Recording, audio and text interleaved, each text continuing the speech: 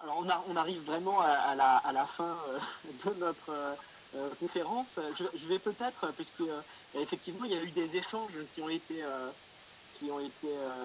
écrits, on va dire, dans le chat là, commun. Je vais faire une petite synthèse de ce qui s'est dit. Je vois qu'il y a des choses qui viennent d'arriver, je ne sais pas si je vais pouvoir les intégrer. Mais voilà, j'ai noté beaucoup d'échanges intéressants qui ont été en tout cas très riches aussi entre les participants. Déjà, quelques échos entre les interventions. On félicite le premier intervenant et on trouve que ces remarques recoupent bien l'expérience de collègues en psy des expériences de psychothérapie par téléphone. On parle aussi de la dimension du travail des adolescents.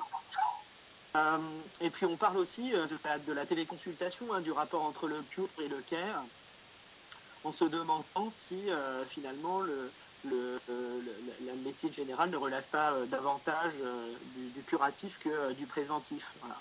On a aussi vu du partage d'expérience dans ce chat.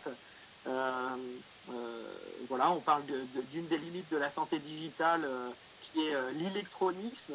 Alors c'est un nouveau terme qui comment dire, traite de cette difficulté à comprendre les modes de fonctionnement, le partage des savoirs et l'utilisation des outils numériques de certains patients qui se retrouvent exclus de ces bénéfices et de l'insuffisance technique de nos réseaux, comme on a pu le constater souvent ce soir.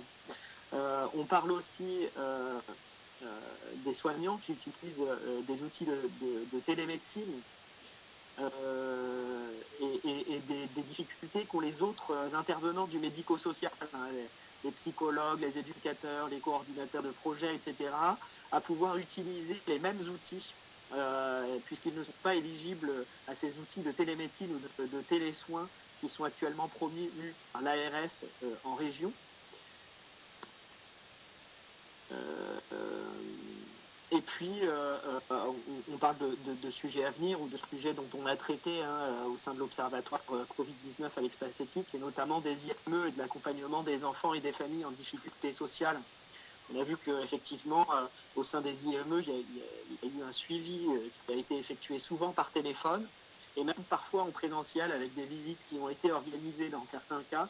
On pourrait effectivement en parler longuement et avec des situations qui ont été très diverses en fonction des régions, en fonction des établissements.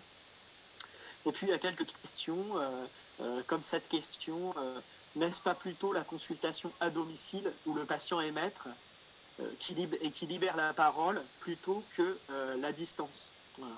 Donc on remercie tous les internautes d'avoir participé, d'avoir échangé ces expertises, ces expériences, ces questions, ces interrogations. Et puis on remercie aussi les intervenants. On aurait aimé échanger beaucoup plus longtemps.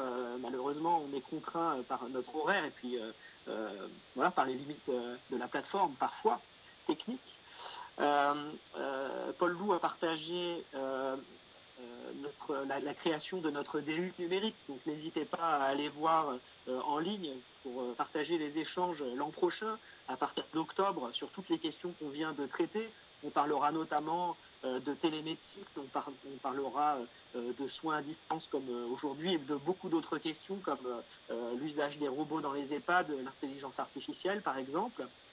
Et dans tous les cas, on vous donne rendez-vous à la rentrée puisque on est très heureux de vous retrouver en visioconférence à travers ces rencontres et comme ça a bien fonctionné, on va probablement prolonger à la rentrée ces rencontres virtuelles. Donc on vous donnera rendez-vous très prochainement avec de nouveaux sujets et de nouvelles expériences à partager.